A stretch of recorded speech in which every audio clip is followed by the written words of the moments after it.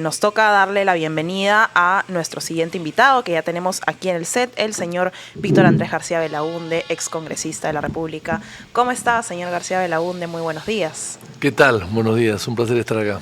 Quisiera empezar preguntándole por la situación actual, lo que hemos estado conversando ahorita sobre todos estos temas que tienen que ver con la diplomacia peruana. Primero, la tensión con México por el asilo de Betsy Chávez. ¿A usted le parece correcto que no se dé el salvoconducto? Yo quiero empezar por atrás, por lo último que escuché. Por lo del Gallo Zamora. Por el Gallo Zamora. Ok.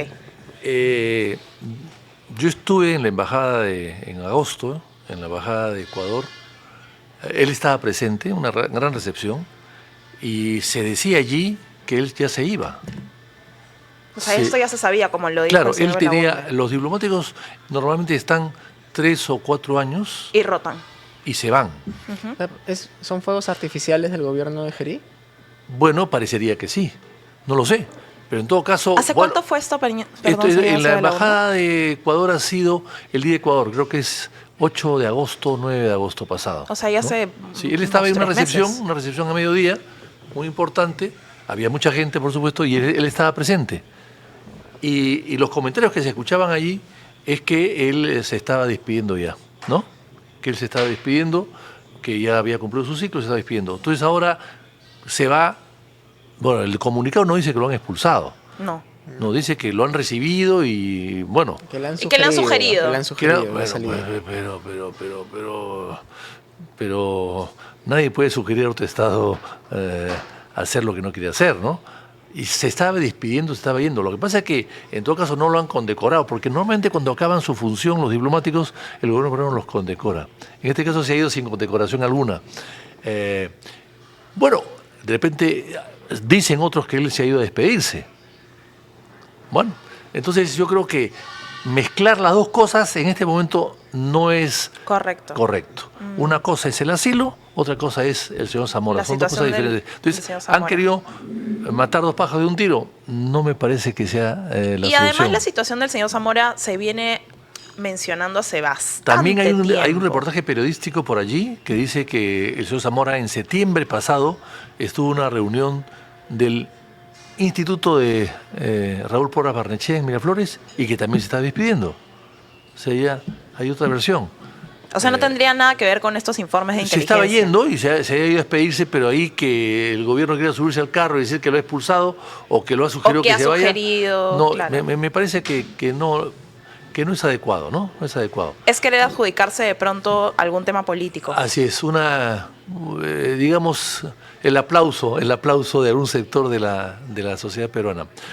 Volviendo al tema del asilo. Comparto lo que ha dicho Francisco en el sentido de que el asilo lo da el país asilante, el país que otorga el asilo, lo califica y el gobierno, en este caso peruano, tiene que darle salvoconducto. Aida Torres estuvo 5 años y 5 meses en la embajada de Colombia porque no le dio el salvoconducto. Claro. En esa época no había una convención, la convención viene a raíz de eso. Era un gobierno militar, ¿no? Era un gobierno era un gobierno, digamos un general en el gobierno, porque había dejado de ser ya militar, no era un gobierno dictatorial en todo caso, pero con patrones o formulismos democráticos, porque había sido elegido y por 6 años. Pero no podríamos decir que la señora Chávez está en la misma circunstancia. No, y además las circunstancias son totalmente diferentes. Pero en todo caso, en ese momento no había, pero hay que recordar que durante 5 años y medio, esa zona de la Embajada de Colombia se rodeó de la policía con sacos de arena y nadie podía pasar por la avenida Arequipa. Estaba cortada. Durante 5 años y medio. Entonces, al final, sucedió lo que sucedió. Pero efectivamente es cierto, México ya le dio el asilo, hizo mal porque primero ha debido consultarlo y pedir información al Perú. No lo ha hecho. Eso está mal. Segundo, lo ha otorgado directamente sin consultar nada y consultando con quién, con Pablo Monroy, creo que es el último embajador. Que tengo entendido ahora es secretario para América del Sur de México. Que tengo entendido que es muy peruano, muy peronista, su mujer es peruana. O sea, vino acá soltero y se hizo de una novia y se fue con la novia a México. O sea, él conoce muy bien el Perú. conoce muy bien el Perú y parece que ha alimentado esto contra el Perú, lo cual me llama la atención. Porque además hizo una gran fiesta antes de todos esos incidentes en la Embajada de México ahí mismo, en la Avenida Basadre. Pero todo responde a lo que ya veíamos con AMLO, ¿cierto? Y finalmente, yo creo que tiene razón Francisco en el sentido de que el Perú tiene que darle salvoconducto. No puede evitarlo, puede postergarlo, pero no puede evitarlo. Y por ejemplo, esta decisión tiene que tomarse antes que comience, digamos, ya comenzó la campaña, pero antes que caliente la campaña, que es en enero, febrero, o porque sería irresponsable que dejar este tema en medio de una campaña electoral. Es un tema político, evidentemente. Eso va a influenciar en la política, va a ser parte del debate político, lo cual es una distorsión. Y no importa qué cambios se sugieran o se hagan en la convención. La convención se puede pedir, pero eso es muy largo, pues claro. es larguísimo. Eso puede cambiarse, puede modificarse o puede precisarse en los próximos años, pero no es una cosa inmediata. Además no es retroactivo. Claro. Yo creo que es una figura interesante para justificar esto. Pero finalmente lo que quiero decir es lo siguiente. Genaro Estrada fue un canciller de México en los años 30. Y a raíz de los años 30, de todos los problemas que había de intervenciones y de opiniones y de aceptar o no aceptar algún tipo de posiciones, se creó la doctrina Estrada en México. Y esa doctrina Estrada, que hizo famoso a México y le dio prestigio internacional durante los últimos años, 80 años seguramente, era la no intervención, la no injerencia en políticas internas. Bueno, y eso se ha roto, ¿no? Y México lo ha roto.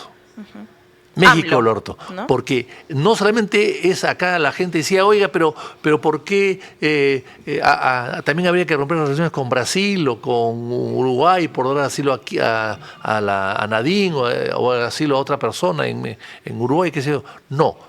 Porque ellos no han intervenido en política interna. Entonces ahí... Ellos no han intervenido. México sí, reiteradamente, desde el primer momento no reconocen siguen reconociendo a Pedro Castillo. Claro. No reconocen a la Boluarte, no reconocen a Gerí y sabido si van a reconocer al próximo también. Eso es romper la doctrina Estrada, que era una doctrina que servía de ejemplo y de seguimiento y de aplausos por América Latina. Entonces, ellos mismos han roto su propia teoría. Y le voy a contar algo más. Cuando se reunió el grupo de Lima para condenar a Maduro y condenar los fraudes de Maduro y la dictadura de Maduro, el único país que no votó fue México. Claro. Entonces, México ha tenido esta política con AMLO, con López Obrador y con la Sheinbaum, han tenido esta política de intervenir intervenir directamente en asuntos internos de otros países, y en el caso del Perú ha sido clarísimo. Cuando les conviene. Ha sido grotesco. Cuando le conviene, acá claro. La ruptura de relaciones internacionales con México no es producto del asilo. No. Es producto de todos los antecedentes que han habido. Entonces, ¿le parece correcta? Hay que recordar que no quisieron darnos la presidencia de la Alianza del Pacífico. Se negaron a darla. Sí. Entonces, bueno, eso es también un acto de hostilidad manifiesto. Entonces esto ha sido la cereza de la torta, ¿ya? Y que ha contribuido este asilo, la cereza de la torta, para tomar una decisión muy drástica que aplaudo, y que en México están preocupados, y que en México ya hay parte de la oposición que le llama la atención a su gobierno, y que hay una cierta solidaridad de otros países de América Latina con el Perú porque ha actuado bien. Lo que no se puede hacer es lo que ha hecho uno o dos parlamentarios por ahí despistados, que hay que asaltar la embajada para sacarla a ver si eso tampoco se puede hacer. Pero, señor García Belaunde, usted también es candidato presidencial de Acción Popular en las internas que va a tener el partido de la Lampa. Hoy precisamente el señor Gerí cumple un mes en Palacio de Gobierno. ¿Cómo evalúa este mes del presidente Gerí? Bueno, hay 6 precandidatos en el partido, así que yo soy uno de ellos, pero esperemos los resultados. En lo de Gerí, bueno, Escoba Nueva barre muy bien, ¿no? Ha estado barriendo muy bien los primeros 30 días. Hay que ver a partir de ahora si hay resultados más adelante, porque se ha usado camisas blancas, se ha remangado las mangas. Está tiktokeando, por cierto. Ha salido a medianoche, ya no ha ido a discotecas, sino se ha ido pues a hacer redadas, a visitar comisarías, antes visitaba Watts o qué sé yo. Pero hay Ahora, gente que responde positivamente a ver ahora al menos una cara sí, claro que sí. en las calles, Por a supuesto que diferencia sí. de lo que hacía O sea, Boluarte. se nota que hay un cambio y que hay un cambio con un líder que está asumiendo responsabilidades y acciones. Eso está bien. Por eso es que la gente lo está respaldando en 30 o 40%. En las encuestas. Entonces me parece muy bien. Y al lado de una señora, Boluarte, que viajó 24 horas antes de la gran manifestación de la generación Z, con 6 ministros a Nueva York. Con 6 ministros que no tenían nada que hacer en Nueva York y Sí, que claro. todos salieron a comprar a la Quinta Avenida. Eso la gente se olvida. Y es muy pronto como para pedir resultados, porque justo hoy en un informe que ha publicado el Comercio, el tema de la inseguridad no se ven muchos cambios. O sea, por ejemplo, en los últimos 29 días del gobierno de Boluarte, el promedio de asesinatos era cada 6, o sea, son promedios muy similares. Sí, claro. Entonces, es pronto para pedir resultados. ¿En cuánto tiempo se le puede Eso pedir tampoco resultados? se cambia de la noche a la es que mañana, eso ¿no? no va a cambiar de la noche a la mañana, pero sí puede cambiar algunas medidas que se tomen y hasta ahora yo no he visto unas medidas efectivas, excepto Lo de el las cárceles, Bueno, pero eso se sabía y se supone que se hacía. Lo que pasa es que no Claramente se estaba haciendo. O sea, ahora se está verificando para que se haga. Antes no se hacía. Pero hay que recordar que hemos tenido en el gobierno de la señora Boluarte 8 ministros. 6 eran policías. sí. Y no se mejoró, se empeoró la seguridad. O sea, tiene que haber un cambio total. Tiene que haber una estrategia diferente. Tiene que haber expertos que no sean los mismos de siempre, que opinan y cuando son ministros no hacen nada. ¿Qué cree usted, señor García Belaúnde, que debería aplicarse de forma inmediata para lidiar con este tema rápidamente? Que no se esté aplicando en este momento, que no se esté ejecutando correctamente. Mire, empezar a vigilar y a darle recursos para su mejor desempeño a la policía en todo orden de cosas. Por ejemplo, le puedo decir, en el Perú hay 1.450 comisarías. 900 están en estado calamitoso. Hace más de un mes se cayó el techo en Surquillo, por ejemplo, Exactamente. de una comisaría. Exactamente. Bueno, pues empiecen por ahí. Hay 500 comisarías sin agua. Sin agua. Hay 100 comisarías sin desagüe. Entonces, yo creo que algo tienen que hacer. Compran 17 millones de soles en autos de lujo para los policías de alta graduación, pero no tienen plata para comprar patrulleros o chalecos. Pero O sea, no es que no haya plata, es que no se usan los recursos eficientemente. exactamente. Y eso sí se puede hacer rápidamente. O sea, combatir la corrupción, el sicariato y la extorsión es complicado, pero sí es fácil, más fácil por lo menos, empezar a partir del día siguiente que subió al poder este señor y un nuevo ministro, empezar a racionalizar los gastos y vigilar los gastos. Eso es fundamental. Y finalmente, los chips, ¿cómo es posible que no hagan nada contra los chips? ¿Cómo En es la posible? venta en las calles. En las calles, ¿cómo es posible que el gerente de Claro salga a decir que el 75% de su negocio está en la calle y que no puede cambiar? Que él va a seguir vendiendo chips en la calle porque ese es su negocio. 75% de sus ingresos. O sea, primero la plata, la extorsión puede esperar. Bueno, ese tipo de decisiones se le pueden tomar el gobierno en dos días. No requiere esperar 30 días. Y no lo está haciendo. Sebas. Señor García Belaúnde, dentro de Acción Popular usted ha mencionado que hay 6 precandidatos. Justo la semana pasada conversamos con Raúl Díaz Canseco. Él dijo de que su voto estaba entre usted y el señor Barnechea, que cualquiera de los dos iba a ser un candidato de lujo para él. Pero también dijo algo de que todavía Acción Popular no ha pagado la factura de los niños. ¿Usted coincide con eso, de que en el 2026 esa factura les va a ser cobrada por los electores? Bueno, yo espero que no, pero sí, aparentemente sí, es una factura muy dura, es una mancha ahí que queremos sacarnos, pero veremos en las elecciones qué pasa. Yo espero la inteligencia de los votantes de Acción Popular o del pueblo peruano para que sepan distinguir los niños, que son unos cuantos, de una trayectoria de Acción Popular que tiene 67, 68 años, limpia y de vocación verdadera hacia el servicio del país. Ahí tienen un reto no solo de trabajo de base, sino hacia afuera, Claro. ¿no? De comunicación. 5 niños, 6 niños no pueden destruir una obra, un Bueno, pensamiento. No fueron 5, porque por ejemplo, de No. los 16 congresistas electos en 2021, 15 tienen investigaciones. La única que no tiene investigaciones es Mari Carmen Alba. Todos No. los demás tienen carpetas en los niños 1, 2 y hasta niños 3. Bueno. Incluso el señor Martínez, que es uno de los precandidatos, también tiene su carpeta fiscal por el mismo caso. Bueno, me parece muy bien, pero no son 15 los niños, son 50. No solamente están los niños en Acción Popular, hay niños en todos los partidos, casi todos los partidos. Entonces, no cifremos los niños solamente de un partido, sino en el Congreso de la República, que tiene 50 niños, ¿no? Y para usted, los niños que están dentro de Acción Popular deben ir a la reelección. El partido No. debe evitar que eso pase. Así, bueno, solamente tengan la investigación fiscal y no se haya avanzado mucho. Pero hay niños y niños. Usted mismo ha dicho que hay 3 tipos de niños, ¿no? Los más feroces, los más despistados y los más infantiles, digamos, ¿no? Pero yo creo que no. Yo lo he dicho varias veces. A los niños, algunos se han ido, otros han sido expulsados, otros están en investigación. Están todos ya perfectamente bien ubicados. Pero, evidentemente, no deberían postular. De hecho, en la lista que estamos haciendo, la lista de consenso que hemos hecho para el Senado, no hay ninguno de ellos. ¿No hay ninguno de ellos? ¿No es En la lista del Senado Nacional. del Senado Nacional? Sí. Ah, ya.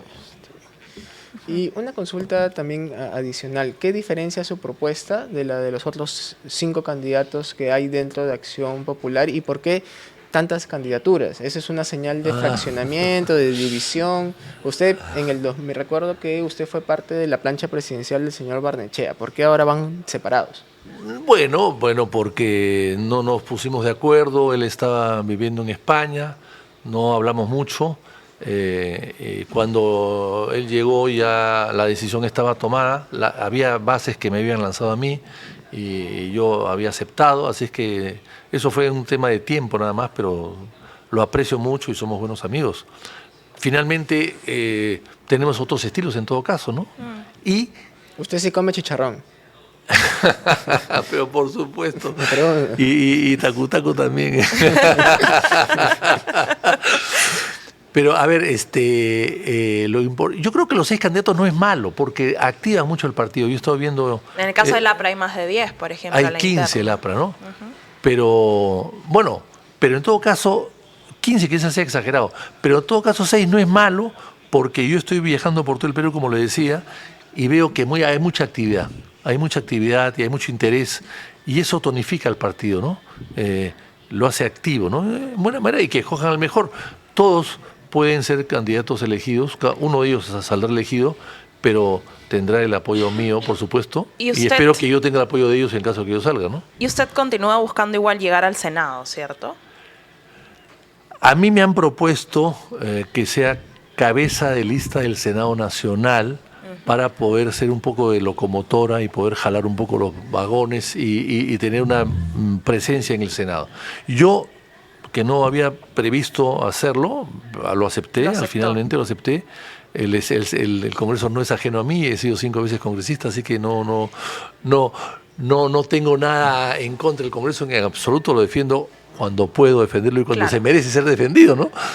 Pero Pese a que en los últimos años, hay que Muy decirlo, malo. ha estado muy Muy malo. desprestigiado. Y Muy aquí malo. también quería hacerle una pregunta porque uno de los mayores retos que tiene el país de cara a las elecciones de 2026 y lo que se venga a continuación es la labor que va a hacer el Senado de lo que pueda también decidirse en el Congreso, porque como vemos en el Congreso han primado sobre todo las decisiones populistas, muchas normas que se han aprobado que ahora están Sí. generando un problema grande a futuro en el erario público. Y lo que más se destaca hacia afuera es qué tiene que hacer el Senado en adelante. Para usted, ¿qué se viene en el Senado a nivel de fiscalización, a nivel de, en realidad, más de revisión también, ¿no? Bueno, a usted me ha hecho en sus comentarios ahí 8 preguntas Perdón. o 10 preguntas, así que vamos a tratar de contestar algunas, no sé si todas las pueda contestar. En realidad, el Senado, primero, esto demuestra que el fujimorismo se equivocó en el año 93 cuando evitó la segunda cámara, segunda cuando cámara. anuló. Eso fue gravísimo error, lo dijimos en su momento, no solamente ahora. Y yo, desde que volví al Congreso del 2006, presenté proyectos de ley para la bicameralidad y tuve la oposición del fujimorismo y ahora, últimamente, han cambiado y en buena hora que hayan cambiado. Bueno, y Vizcarra con el referéndum, no hay que olvidarlo. Así es. Pero lo cierto es que la unicameralidad destruyó un poco la potestad y la dignidad y el equilibrio de poderes, porque dentro de los poderes también tiene que haber un equilibrio. Las dos cámaras contribuyen a un contrapeso. Y en los últimos 5 años el poder estaba en el Congreso. Y en los últimos años, con un Congreso tan atomizado, bueno, pues, donde no había casi partidos, sino cúpulas, castas, que te manejaban las cosas de acuerdo a sus intereses, han manejado todo de acuerdo al gobierno. El gobierno se ha dejado influenciar por el Congreso. Por el Congreso. Se ha sentido manipular, débil casi. Y manipular, claro que sí, esa es la mejor palabra. Se ha dejado manipular y abordar. O sea, Castillo se entregó al Congreso, se entregó a los niños. Castillo, es creación de Castillo, los niños, dando puestos, repartiendo puestos como si fuese pues esto la bodega de la esquina, ¿no? Y esto no data desde que hubo el Congreso donde hubo una mayoría fujimorista que se opuso en su momento pues a Pedro Pablo Kuczynski. No creo. Por lo menos que yo sepa, no fue así. Yo he estado en ese Congreso y no fue así, en absoluto. Lo que pasa es que hubo una pugna casi personal y además Kuczynski, que era un buen lobista, era un pésimo político y hizo las cosas muy mal. Entonces hubo un enfrentamiento y un resentimiento también de la bancada fujimorista que le hizo mucho daño al país. Pero en todo caso, no hubo ese tipo de transacciones que te doy un ministerio, te doy aduanas, te doy Petroperú, no. Ese tipo de negociaciones yo no he visto por lo menos hasta el año 19, ¿no? Señor García Belaúnde, bueno, usted fue uno de los impulsores del retiro del 95.5% de la AFP. En este Congreso se ha aprobado una reforma del sistema de pensiones que, bueno, es cuestionada por un sector. De llegar a Palacio de Gobierno, ¿cuál sería, digamos, su propuesta para una reforma del sistema de pensiones, tanto la privada como la pública? Por supuesto que sí. Yo empecé a presentar leyes de reforma de las pensiones, de las AFPs, el 2006. Ahí tengo 30 proyectos o 40 proyectos. Algunos se aprobaron, como el 95.5, por ejemplo. Otros, el primer proyecto que tuve que enfrentarme a la mayoría, en ese momento era APRO Humala, eran las gratificaciones, que se cobraban gratificaciones en diciembre y en julio de salud y AFPs. Eso se eliminó y la persona recibe hoy día su gratificación 22% con más dinero que antes. Entonces, eso costó mucho y hay que recordar que el APRA se opuso, Salud se opuso con el presidente Barrios, que era el presidente de Salud en ese momento. Así que eso es una larga historia, pero hay que cambiar las cosas. Todavía no se cambian las cosas, se han cambiado, sí, hay retiros, pero ahora lo que se quiere, mire, no debería ser un sistema que dependa de los retiros, tampoco ese es un tema. Por supuesto que no, claro que sí, pero es que el retiro es el mejoral al resfriado, o sea, no soluciona el problema de fondo, sino quizás lo ahonda. ¿Y cómo solucionaría usted el problema de fondo? ¿Cuál es, digamos, la reforma que necesita el sistema de pensiones para que la gente no tenga que recurrir a retiros y también para que haya un poco más de tal vez justicia social frente a las AFPs?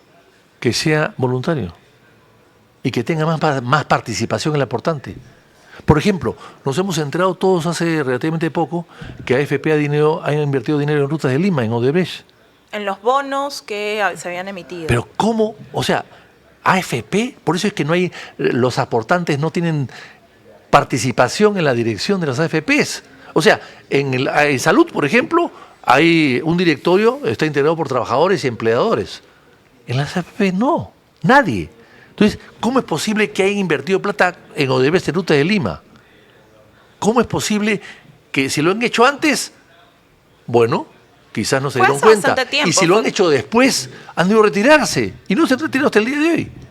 Entonces, ¿cómo exigimos nosotros? Pero hacer voluntario Retirarse no sería peor, sí. perdón que te interrumpa, Sebastián, pero retirarse no sería peor cuando, digamos, empiezas en un proceso de arbitraje y luego tiene que ver el No, tema de pero los bonos. es que al día siguiente que salió una noticia de que Odebrecht estaba preso en Brasil, AFPs han debido retirarse de todos los negocios que ellos tienen plata metida en este tipo de negocios con una compañía corrupta teniendo plata de los aportantes, porque la plata no es de ellos, es de los aportantes. Porque como no les consultan nunca nada, eso es, y finalmente, fíjese usted la torpeza de las AFPs, insisten en para cubrir los huecos que tienen o las ganancias que han disminuido un poquito seguramente, han aprobado un recibo de 5% a los independientes, desde los jóvenes que empiezan a trabajar a los 18 años de edad. 5%, más 1% de comisiones, más 1% de seguros. Pero o sea, son eso... 7%. Sí. ¿Cuánto es 7 de 5? ¿20%? ¿20% de comisiones? Solo para precisarlo, eso es lo que el Congreso ya ha Por sacado, supuesto que sí. ¿no? Ya, O sea, ya ha no retirado hay esa en la aprobado parte el de Congreso deportes. con mayoría Así es. fujimorista, que ellos fueron los que crearon las AFPs. Ellos fueron los que crearon las AFPs con Boloña. Y hay que revisar el diálogo de Boloña con Vladimir Montesinos. ¿Qué decía? Hay que revisarlo. Está en el YouTube. Cuando Montesinos le dice, pero ¿de qué se trata esto? ¿Por qué un sistema privado? ¿Cuál es el tema? ¿Qué le contesta Boloña? Eso es pagarle plata a los empresarios. Eso es un ahorro que va a ayudar a sacar al país a hacer más negocios, a hacer un país más próspero, como en Chile con Pinochet, que se creó el año 82 ante la crisis AFPs, y las AFPs ayudaron a concentrar dinero y a prestar dinero barato a empresas para que hagan negocios. Esa es la idea. Pero hacer voluntario el aporte, como usted plantea, no es, digamos, destruir el sistema de pensiones tanto privado como nacional, y luego que en unos años el Estado tenga que recurrir a subsidios para todas esas personas, como Pensión 65, por ejemplo. Pero perdón, ya están recurriendo. El Consejo Fiscal ha dicho que no se puede, que hay una brecha inmensa que está causando el Congreso, que tienen razón además, Sí, claro. en aumentar una serie de cosas y crear una serie de impuestos y de pagos. Y ahí se añade la reforma de pensiones, que también No la señala. Ahí lo que señala es que subirle la pensión a los maestros equivale a 8.500 millones de soles, que es muy, muy caro. Eso es lo que dicen ellos. Pero qué casualidad. Las AFPs y el Consejo Oficial no ha dicho nada, y el gobierno ha aprobado que se le dé un subsidio a los que no tienen pensión mínima de AFPs. Un subsidio que vale 8.500 millones de soles. O sea, se puede subsidiar a las AFPs para que paguen una pensión mínima, pero no se puede subsidiar a los maestros. Sí lo han mencionado diversos economistas que están pero ligados no está en el informe. No, pero me No parece está en porque el no informe. han estimado exactamente cuánto va a costar. Pero no han dicho nada. Eso es un montón de plata. O sea, ¿qué pasa? Que usted tiene pensiones, usted va a recibir sus pensiones 100 soles por todo lo que ha aportado. Pero ahora, para que llegue a 600, ¿el Estado va a poner 500? Es un Creo que fracaso. tienes que llegar a un monto mínimo y años mínimos. Pero No, y una consulta ya además es un para ir cerrando. El tema es muy complejo, muy técnico, Sí. pero en general, si tú recibes, como tú tienes que recibir 600 mínimo, y tú tienes una pensión de 100 soles, te van a dar 500 el Estado. Señor García Balondo, tengo dos cortitas para respuestas muy pequeñas. ¿Qué va a hacer con el Reinfo y qué va a pasar con Petroperú en un eventual gobierno de Sí, Acción bueno, Popular? a ver, pero yo, gracias por las preguntas, pero en mi partido, cuando haya un candidato a la presidencia... ¿Usted qué propone a título sí, personal? así es. Va a tener un plan de gobierno, que ese es el plan de gobierno del partido. Yo en este momento puedo darle algunas ideas En todo caso, propias, su opinión. ¿no? Así es. Sí. Mira, Reinfo no se debe, a mi modo de ver, no se debe prorrogar. Hay que crear un estanco del oro. Como había estanco de la sal, estanco del tabaco, estanco de la coca. El Estado tiene que empezar a comprar oro para formalizarlo comprándolo, a través de las 450 oficinas del Banco de la Nación que hay en todo el Perú. Eso tiene que hacerse, como sucede en otras partes. ¿Eso Porque no el oro... es legalizar oro ilegal? No, pues si el Estado lo Porque compra. hay una propuesta así en el Congreso de que el Banco de la No. Nación compre oro. ¿Cómo determinas la trazabilidad? Bueno, pues pero no, perdón, se crea una empresa. Todo el oro lo compra o lo decomisa. Si Pero es es ilegal, lo realista. decomisa. Si es artesanal, lo compra. Eso es lo que tiene que hacer. Ya. ¿Y Petroperú? Indecopi. Yo lo he dicho hace tiempo. Indecopi. Pero claro, ¿Quiénes los que no quieren que vayan de copy? Los bancos, 18 bancos que han prestado plata a Petroperú. Porque saben que si Petroperú va a Indecopi, van a tener que provisionar sus préstamos y con eso pierden dinero. O sea, por los bancos, el Estado peruano sigue perdiendo dinero y los peruanos seguimos financiando a Petroperú. Eso no se puede aceptar. Una última pregunta, señor García Belaúnde, y con esto ya nos ha ganado el tiempo, pero aquí Marco Benvenuto decía, respecto a la conversación que teníamos hace un rato sobre el Congreso, sobre el gobierno, dice, ¿no fue un error malinterpretar la causal de vacancia y usarla como una destitución? ¿Acaso eso no es un golpe de Estado y romper con el equilibrio de poderes? Yo no creo en ese tipo de golpe de Estado. Esa es una teoría muy vieja, ¿no? Velasquista en todo caso, ¿no? No, lo que yo digo es lo siguiente. Sí creo que en esta última vacancia se ha empleado o se está creando un precedente peligroso, porque no se le ha vacado a la señora Dina por incapacidad moral, porque para eso se le perdonó los roles, los viajes, la cirugía plástica, etcétera, etcétera, etcétera. El hermano, los cofres, todo eso se le perdonó.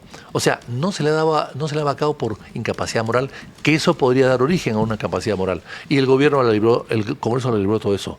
Se le ha vacado por una incapacidad de gestión. Y eso no está previsto en la Constitución. Eso me preocupa a mí. Porque si cualquier gobierno, cualquier presidente va a tener el San Benito de que te pueden declarar vacante por incapacidad, gestión, bueno, perfecto, no habrá gobierno que pueda gestionar bien. Eso es peligrosísimo. Eso me parece que es un exceso. ¿Y ahí podría regularse algo? Yo creo que hay que regular eso de todas maneras. Lo primero que habría que hacer, si la Acción Popular llega al gobierno, y yo lo propondría, si es que lo aceptan el resto, por supuesto, es un cambio en la Constitución, para que cuando hay vacancia, dos cosas, cuando hay vacancia, se vaca al presidente y se va el Congreso, los dos juntos. Muerte cruzada, como en Ecuador. Así es, eso es lo que hay que hacer. Porque el tiempo ha demostrado que los 7 presidentes que hemos tenido últimamente, 5 han salido del Congreso. No. Entonces el Congreso vota al presidente y se quedan ellos. No es así. Primero. Y segundo, hay que hacer que los vicepresidentes o quien asuma la presidencia de la República, en el caso del Senado, el Congreso sí es así, pero no de los vicepresidentes, que el vicepresidente que asuma la presidencia por algún motivo, Dina Boluarte, por ejemplo, o Vizcarra, por ejemplo, tenga que convocar en 90 días elecciones. Y no se queden. Claro. Porque cuando se quedan, surge pues el incentivo perverso de que yo quiero ser presidente, te voto y me quedo y completo el periodo. O sea, el Perú no ha votado para que Vizcarra gobierne 4 años. O cualquier otro. O la Boluarte 3 años. Claro. No. Para eso no ha votado. De acuerdo. El Perú ha votado por el presidente, no por el suplente. Muchísimas gracias, señor García Belaúnde, Gracias. por su tiempo.